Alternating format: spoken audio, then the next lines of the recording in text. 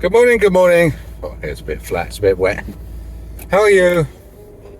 It's going to be a gorgeous weekend. It's Friday. I'm only working Friday morning. Should we go to the windy bends again? Sort that. I must sort that tree out. It's hanging down and twanging on the aerial. It sticks out the top of my car. I have had a viewer inquiry as to what car I drive.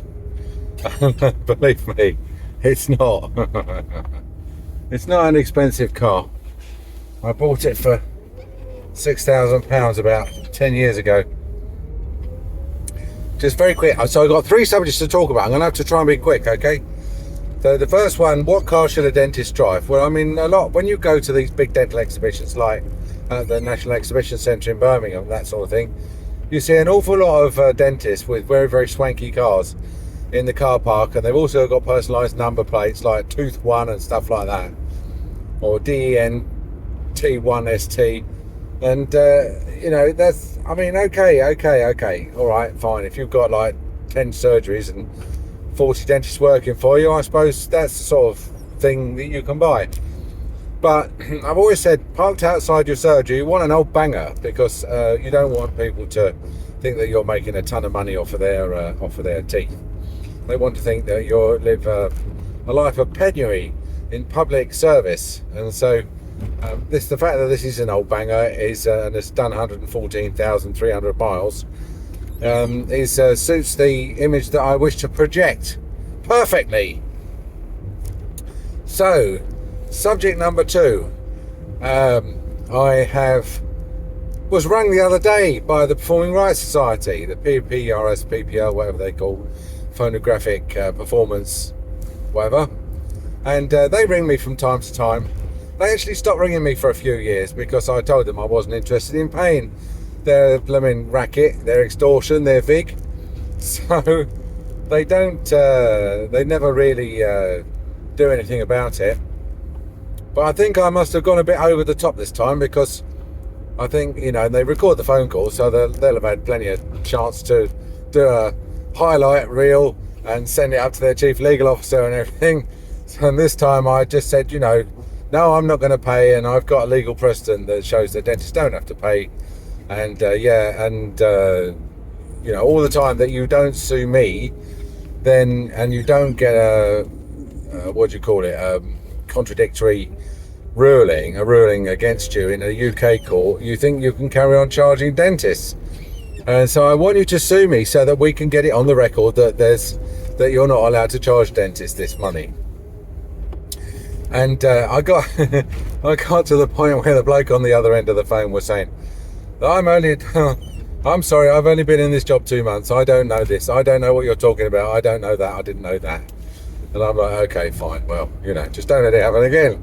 So they rang me up yesterday and said, oh, Mr. Watson, the PRL PPS, yes. I'd like to take you through some security questions just to you know, because we want to follow up on the issues that you raised. Now, I don't do security on the phone. Certainly not if anyone rings me. If someone rings me and says, hello, you know, it's your bank here, and I just need to take you through security so that, because we need to talk to you about your account. I'm like, I don't care. Nothing possibly can be happening to my account that's so important that it justifies me giving out a load of security information to some random stranger who's just rung me up. So I politely decline, and I must be quite unusual in doing that, because they always have a bit of a double take. They're like, just, I'm sorry.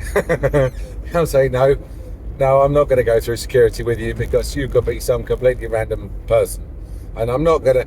And I usually say something like, I'm not going to tell you anything that's not in the public domain. And of course, it's stuff that's not in the public domain that they're interested in finding out, isn't it? So it sort of rather exposes the intention of their call.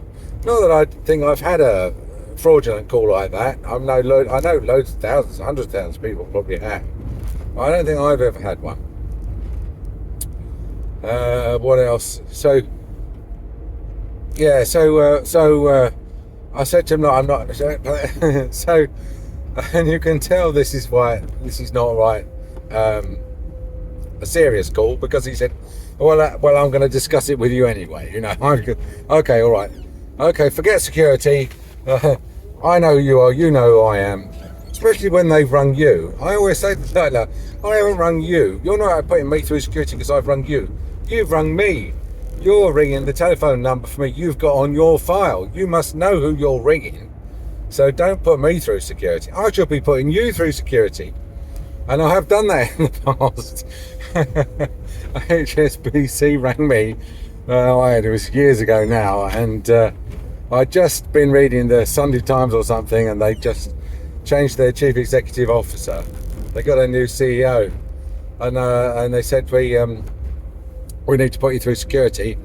And I said well, first of all, I've got a security question for you. You're ringing from HSBC Bank. Who is the chief executive officer of HSBC Bank? And this person on the phone was like, you can hear their apples Adam go up and down again and drop on the floor. And and they're like,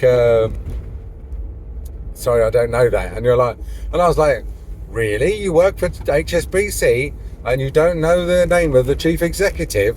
Oh, that's highly suspicious. I'm sorry, I can't talk to you any further. So anyway, in the end, they stopped ringing me up.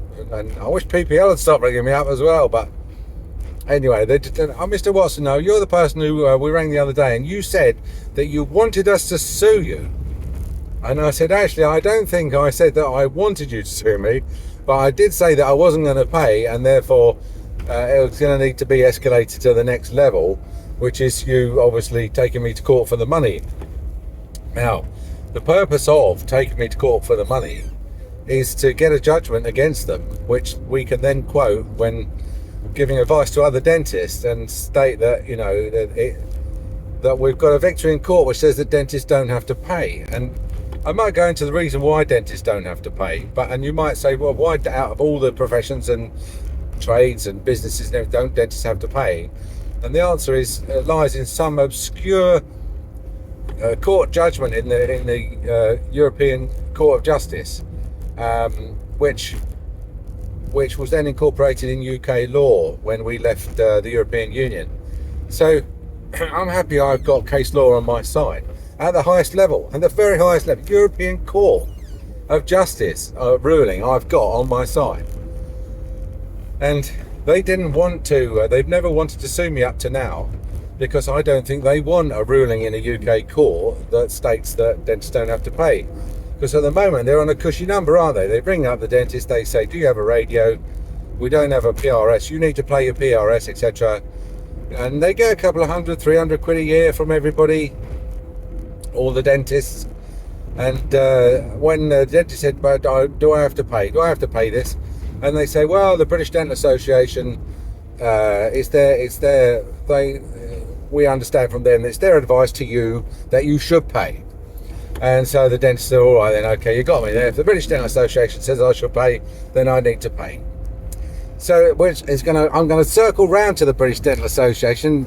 BDA, don't think I've forgotten you, because I haven't. We're coming back to you. So they're getting bad advice from the BDA, in my opinion, and the PRS PPL people are making a fortune, which I'm actually going to put in a freedom of information request asking them how much they take from dentists and dental practices in a year, so that we can know what sort of sum we're talking about and how much money we could potentially save. Now, I don't think PRS have thought this through.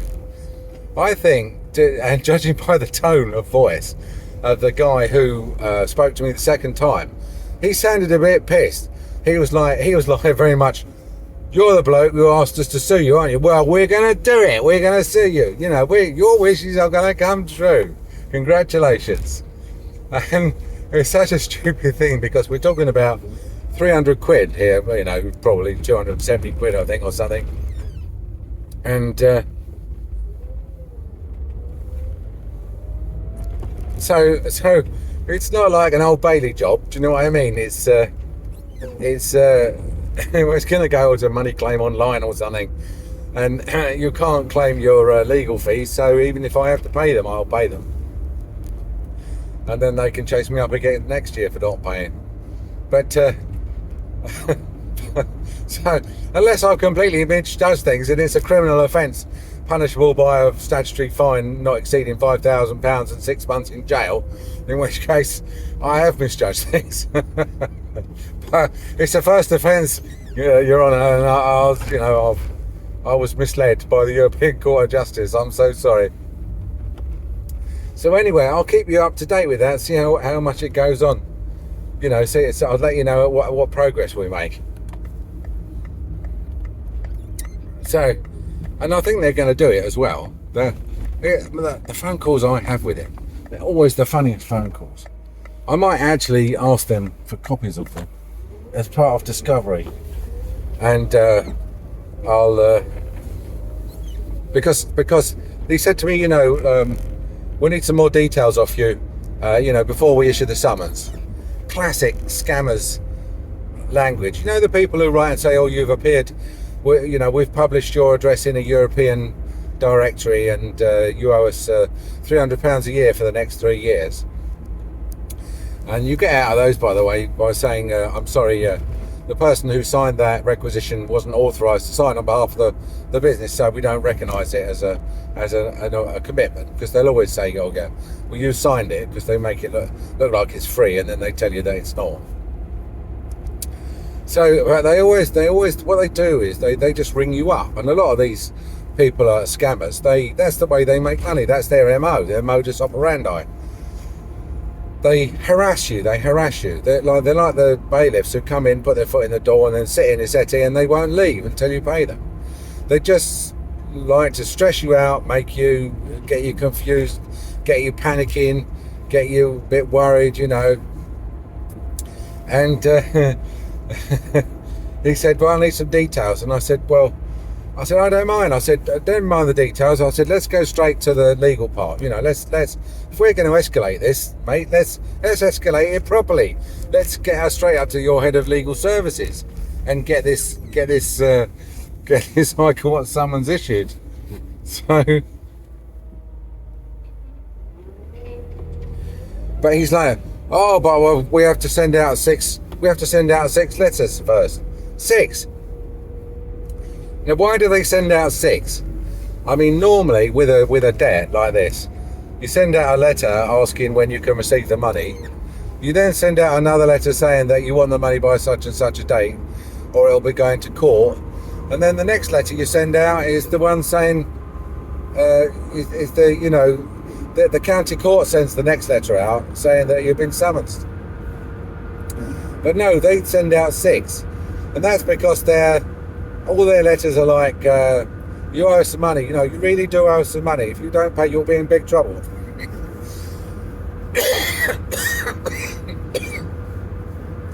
And then the next letter says, "Like, if you don't believe how big a problem you've got, then just let me tell you that it's a really big problem, And so eventually, people are like, "Oh, I've ignored this long enough. These people give credit for credits where credit's due. They've written to me 5 times already. I can't ignore them any longer. I'm going to have to pay up." And so they get you to pay up without, taking you to court. So, and let me reiterate again, they daren't take you to court because they can't take a chance that they might get an adverse decision, which will stop their little scam, the dentist practice scam. So anyway, the guy was annoyed, who came across as annoyed. You said, "Yeah, go on, take me to court." He said, "Well, guess what? I've arranged it. I'm taking you to court."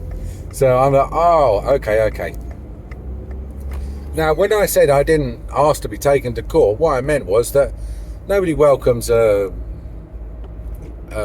vexatious or frivolous law, to be sued, do they? I mean, you've got all the expense and the time of defending yourself. Even if you win, you're gonna, you've done all the time and the effort preparing the defence. Fortunately, money claim online is pretty easy. You just set out your defence, and then they decide if they're going to take it further.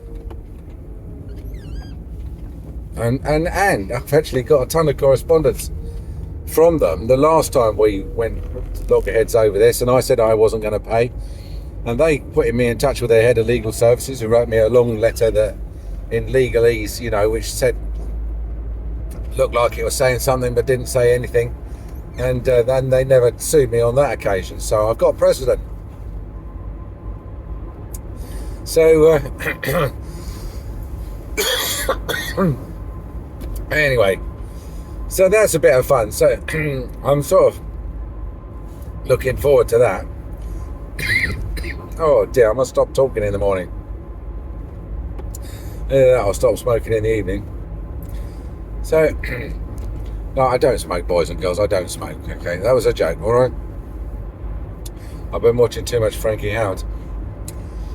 So anyway, BDA, I said I was going to come back to you, all right? BDA, what are you thinking? Today, the Labour government has launched an £11 million scheme for supervised toothbrushing for 3 to 5 year olds in deprived areas, which will probably be Ramsgate, because Ramsgate's probably in the top 6 deprived areas in the country. And to be honest with you, never has so much money been wasted on a dental budget and achieved so little. You've got people who don't know how to brush their teeth, the teachers, probably half of them are wearing dentures, teaching children how to brush incorrectly, side to side, at a time when brushing is completely unimportant, other than to keep their breath fresh. Certainly doesn't do anything to their teeth. On a completely false premise, which is that building up a layer of fluoride in the tooth enamel helps, prevents decay, and there is evidence, I'm sure, to that effect. However, the reason why the children, 1/4 of all children have got tooth decay, is not because they don't brush. It's because they stuff their little cake holes with sweets. That's why. It's the Mars family that's at fault. It's the people who make Haribos. And if I was going to give some advice to my primary school teachers and 3 to 5 year olds in Ramsgate, it would be to stop this ridiculous habit of giving everybody Haribos every day. Because when it's someone's birthday, they can't bring in a cake as they used to. They have to bring in something which is easily divisible, a small packet of something that they can just give away. And then, so they bring in a packet of, I don't know, ice gems or something. And then someone says, oh, little Fred, or little Mustafa, he's got a dietary problem with this because it's got something in it that he can't eat, he's gluten intolerant or something, and or he's got a religious objection to eating this type of food because it's got gelatin in it, or and so what's happened is they've settled on the lowest common denominator sweets, which is Haribos, which apparently are, just in case you don't know, they're like a jelly bean. They're like a really sticky jelly sweet, and but they've got nothing in them that offends anybody with any dietary or religious restrictions.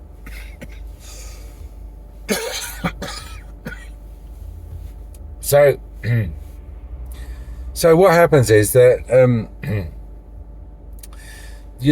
statistically, almost everybody in the school is going to have a birthday on every single school day, because if they have the birthday on Saturday or Sunday, they'll bring in the Haribos on the Monday.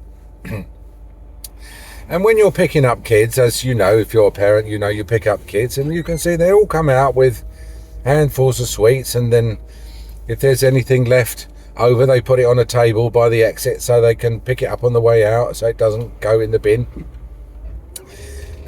So I would say to every head teacher in the country, please just stop this stupid practice of giving away sweets. every day, because that is why 1/4 of all the 3 to 5 year olds have got tooth decay. Okay, it's a dietary problem. It's not a toothbrushing problem. I'm not saying don't brush your teeth. I'm not saying brushing your teeth, but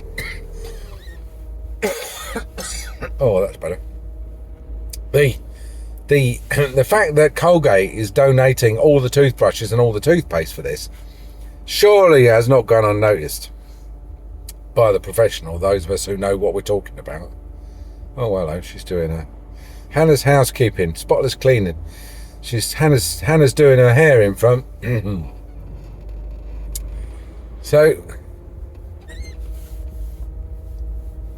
what you need to be doing with children that age is concentrating on cakes, biscuits and sweets. Cake on your birthday is fine if you take the icing off. Biscuits, never really. I mean, biscuits are the sort of thing that grown-ups have biscuits, don't they? They have a cup of tea and a would you like a biscuit? A cup of tea, would you like a biscuit? And that's all done. Come on, you can go. Yeah, go on. Well done. Good. Well done. And sweets, I mean, obviously, if you're eating sweets and you're expecting to remain decay-free, then you're in la la land.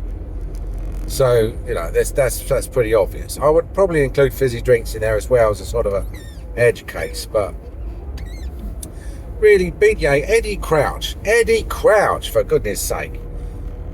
You're an orthodontist. How many children did you see in your career, in your clinical career? And how do you not know that decay is caused by cakes, biscuits and sweets? Why do you think Colgate is doing this? It's because they want to perpetuate this fake association between brushing and decay. The same association that was perpetuated in the first television advert ever, which was for toothpaste, and where the Mars family, which is worth over $100 billion, right, from selling sweets to people, and who could finance the NHS out of their petty cash, the dental part of it anyway, are making billions out of stuffing these little darlings cake holes with sweets, literally cake holes, and and Colgate is perpetuating this fake association between toothbrushing and tooth decay. Why? Because it sells toothpaste and it sells toothbrushes, and the few 100,000 little toothbrushes and toothpaste that they're donated are nothing compared to the money that they make selling big brushes for, you know, £5 a pop or whatever it is, and toothpaste for £5 a tube. That costs them literally pence to make. You know, it costs pence to make a toothbrush and pence to make a tube of toothpaste, and they're selling them for pounds. And so they're donating a few brushes and toothpaste to it because they want people to think that that's the cure for all dental ills. Now, when you're older, if you're in your late teens, early 20s, yes, for gum health, you do need to start brushing your teeth. Oh, I apologise for the coughing. It's very difficult to sort of get aerated in the morning, especially when you come out in the different atmosphere and you've got a blower going and everything. But Eddie Crouch has just been on the television and said, yes, you know, we're so happy about this. It was a government commitment. They committed to supervise brushing in deprived areas, and then you've got a primary school teacher going on saying, yeah, there's well, no, I think she's the lady that runs the scheme. So I mean, she's a bit conflicted in a way, isn't she? Because I think probably, I would guess, some of her income comes from running that scheme, unless she does it completely voluntarily, in which case she's been horrendously maligned, and I do apologise most humbly. But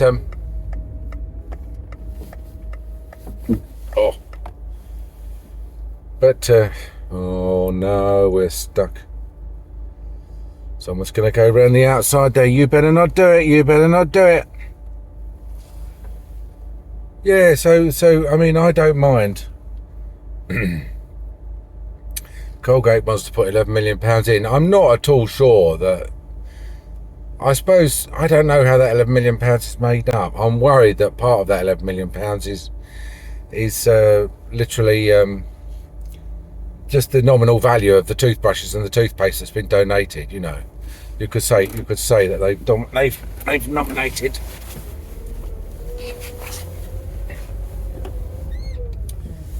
There we are. That'll put a stop to that. They've donated all these millions of pounds worth of toothbrushes. They could say that, couldn't they? What a wasted. And not only that, you know, fancy perpetuating this stupid misalignment of aims of means and ends. Another missed opportunity. All right, listen, boys and girls, if you want to stop yourself getting decayed, just cut down on your cakes, your biscuits and your sweets. And if you want to prevent yourself getting gum disease and your teeth getting loose and falling out in later life, then start brushing thoroughly once a day, really thoroughly once a day in later life.